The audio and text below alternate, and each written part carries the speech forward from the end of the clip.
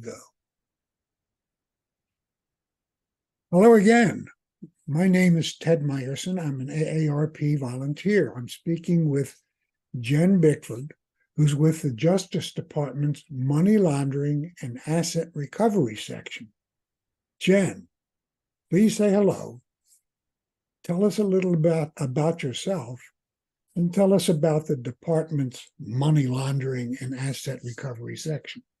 Yeah, thank you, Ted. Good morning, everybody. And thank you so much for having us. Engaging with this particular platform of viewers is very important to the Department of Justice, as we see so much elder fraud out there in the universe. So anytime we can share our messaging is a great opportunity for us. But as Ted, as you said, I'm Jen Bickford. I'm currently the chief of the Program Management and Training Unit with the Money Laundering and Asset Recovery section at the Department of Justice. I've been with the forfeiture program for going on about 18 years now. So I've seen the ups and downs and the goods and the bads and how we are able to use this program to compensate victims.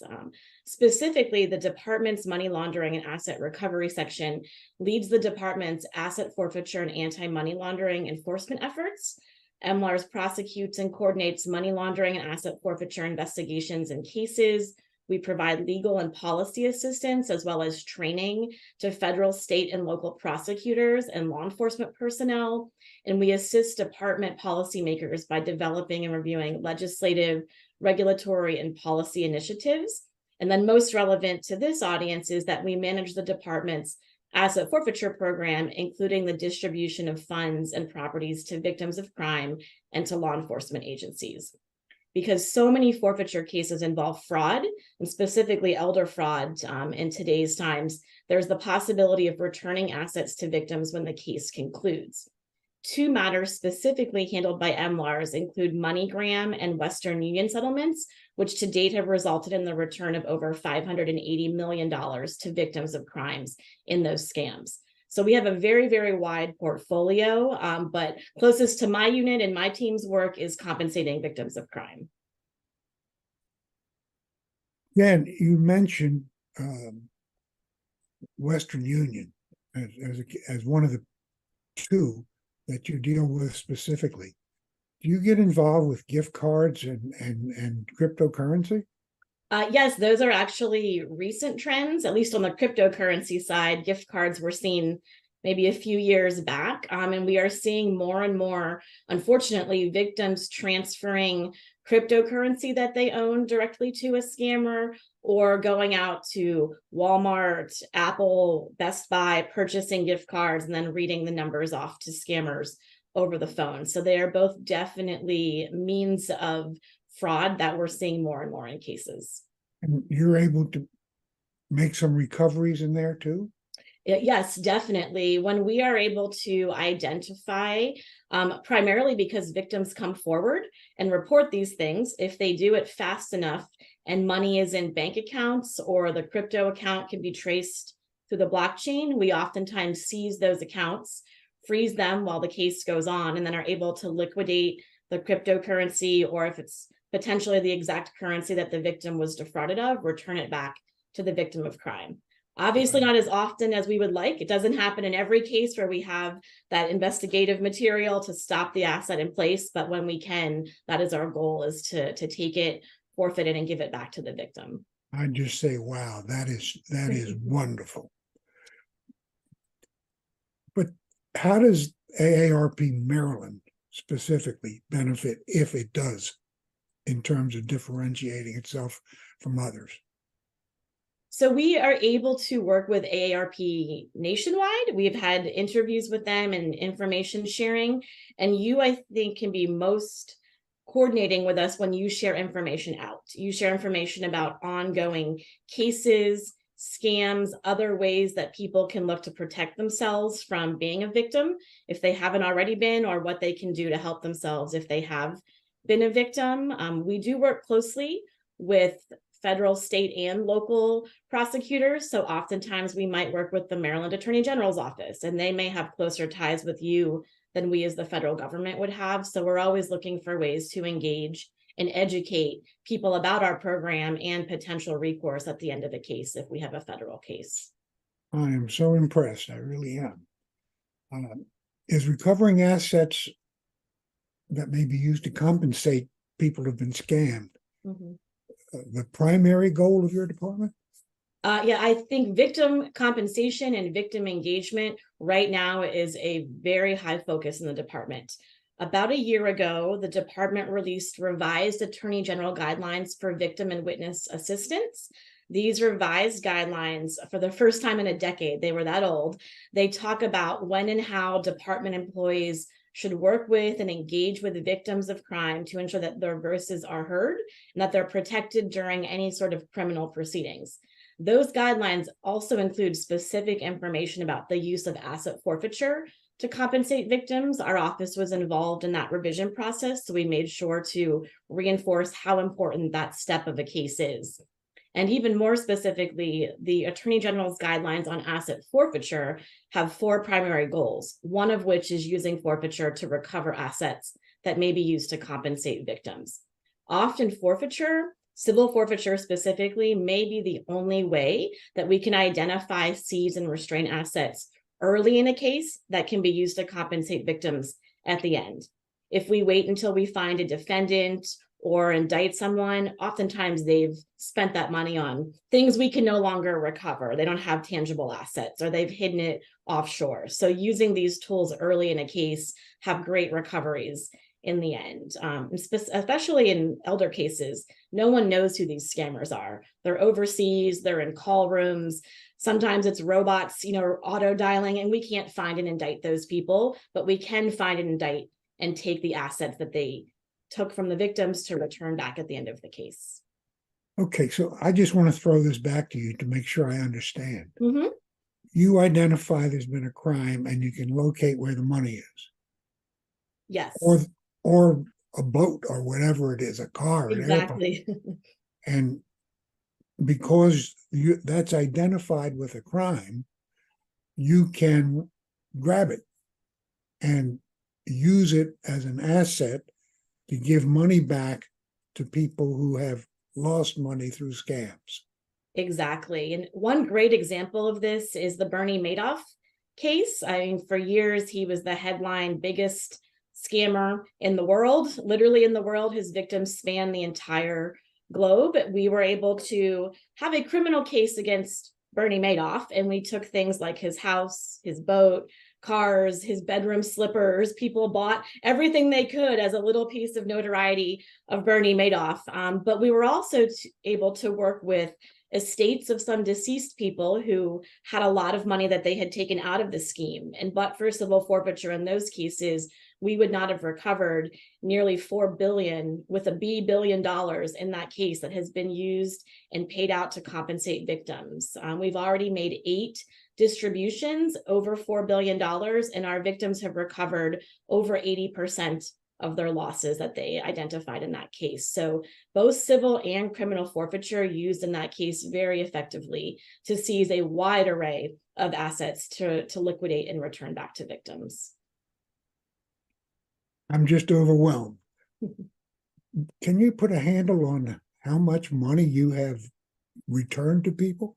Certainly. In about the last 2 decades, we've returned almost $12 billion through various forfeiture cases to literally hundreds of thousands of victims around the world. And that could be the Bernie Madoff case, which has 40,000 victims, or it could be one person at home scammed in a romance fraud or a grandparent scam where we were able to find and locate money and return it back in their case.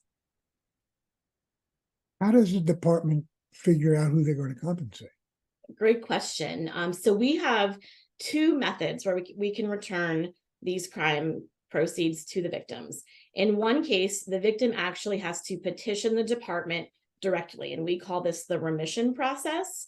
In the other path, we are able to transfer money directly to the clerk of court, where there is an order of restitution in a criminal case. So the victim has come forward through the restitution process and obtained a restitution judgment. So we don't make them file again. We're able to simply shortcut the process and transfer the money for a restitution payment. But once a case is indicted or a civil forfeiture case is filed, the facts are gathered to see who was the victim of that crime. And then the victim has to come forward and say, I lost X amount of dollars in this romance fraud scam. Here's some bank documentation to show I transferred the money to the accounts that you traced and seized and froze and forfeited, and I was scammed. And they would tell us that on their petition, or they would tell the court that as part of their restitution filing. And then we'd look at how many victims do we have, how much money do we have. In that case, unfortunately, it's almost always a pro rata distribution because we don't have enough to give everyone their loss in full. And then we do some math and issue payments to all of the approved eligible victims in that case. Do you have any examples of what you're talking about? So one, we had mentioned earlier the Western Union case. So in Western Union, the department investigated a systemic issue with certain Western Union agents where they would allow people to come in and send money with very likely knowledge that these were fraudulent transactions. Someone receives a phone call and says, this is the sheriff's department. You're about to be arrested. I need you to go to Western Union and send $1,000 to this recipient. And they would go and do that. Or this is your grandson. Please send me money. I need a car. There's a wide array of scams where people used Western Union or MoneyGram to send their money. In those cases, we were very fortunate to work out a settlement agreement with the corporation, and they provided significant amounts of funds as fines, and then they also provided money for forfeiture. So we were able to take that forfeiture money and open up a large-scale process where people could come file a remission petition, tell us they were defrauded, what their scam was, and that they had sent money to Western Union, to a recipient through Western Union in their eligible time period. And we were able to review that and then issue those approved payments to those victims.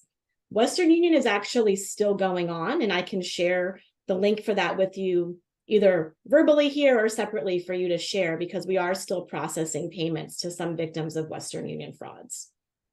Can you do that verbally right now? Because Yes. That's how this will go out. It is www.westernunionremissionphase2.com. And so that's WesternUnionRemissionphase2.com.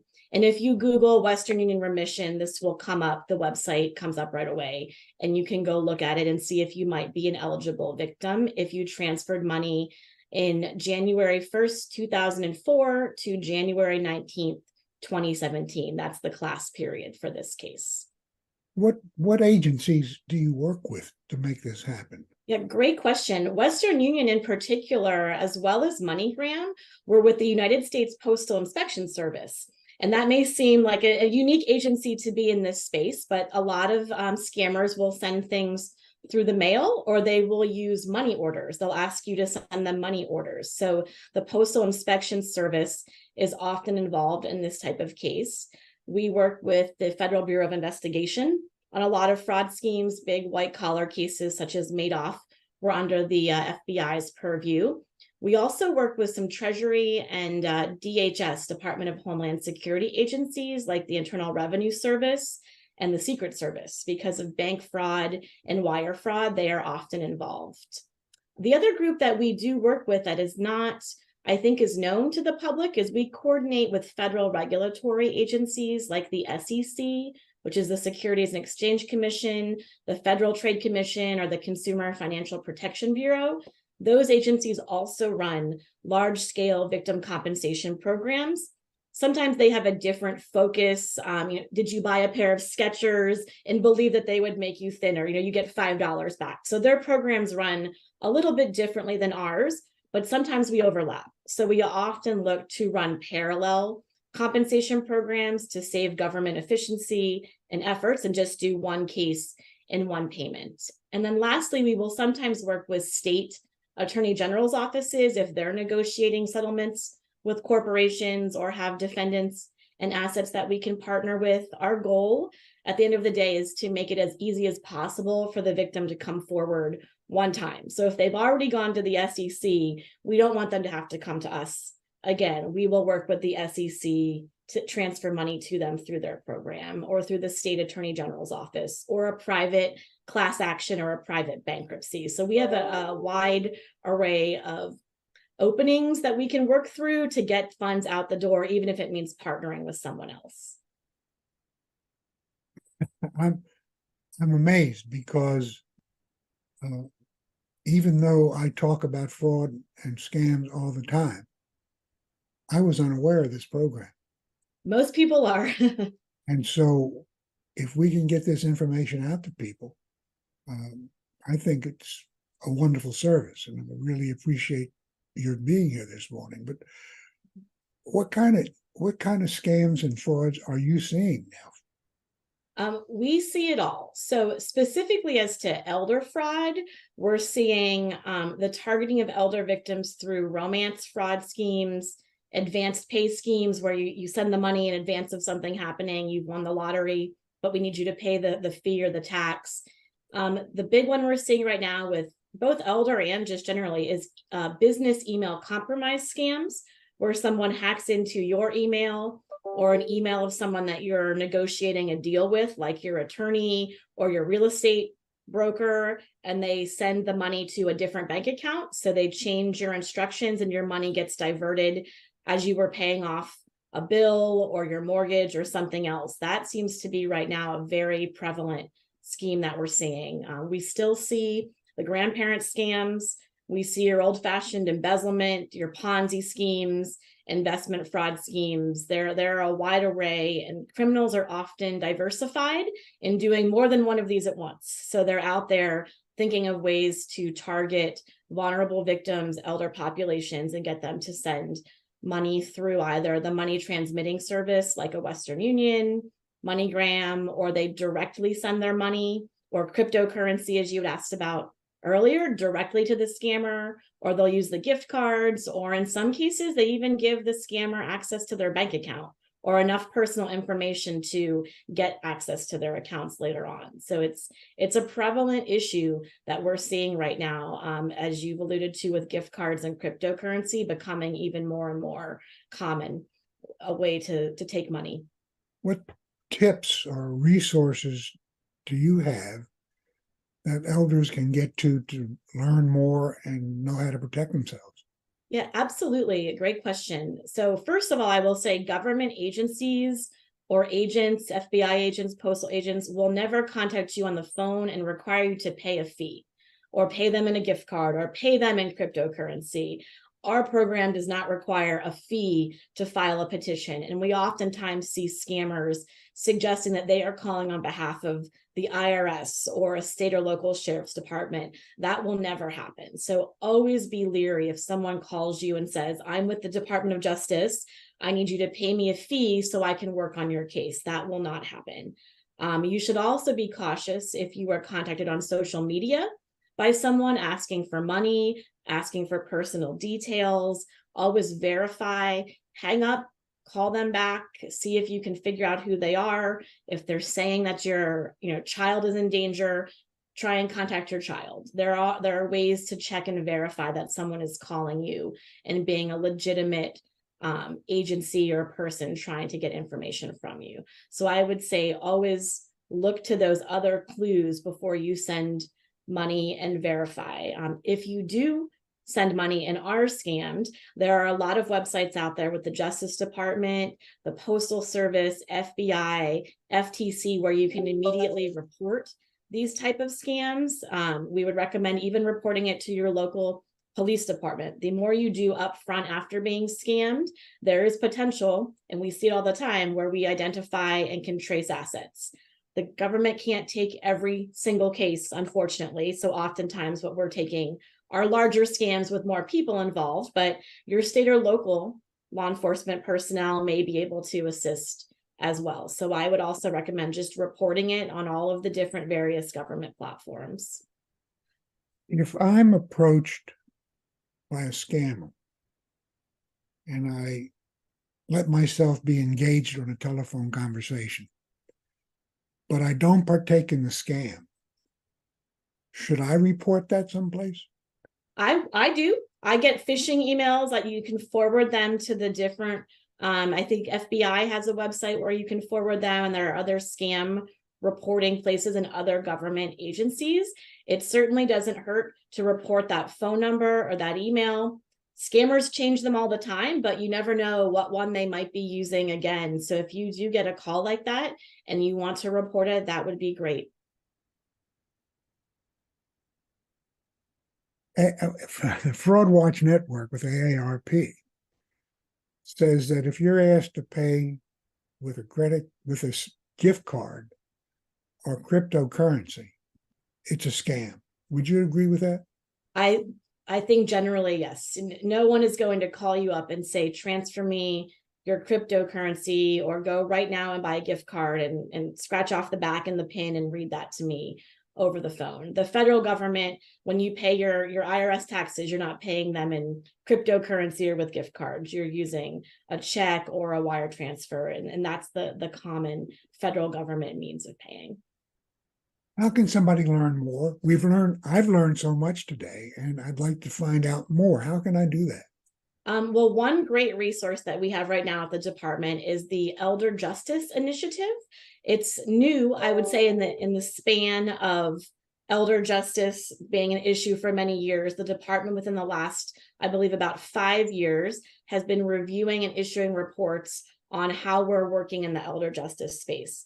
So we do have a website, and I'll read it off right here. It's www.justice.gov/elder justice. If you Google DOJ and elder justice, this will come right up. The website has a lot of very helpful resources.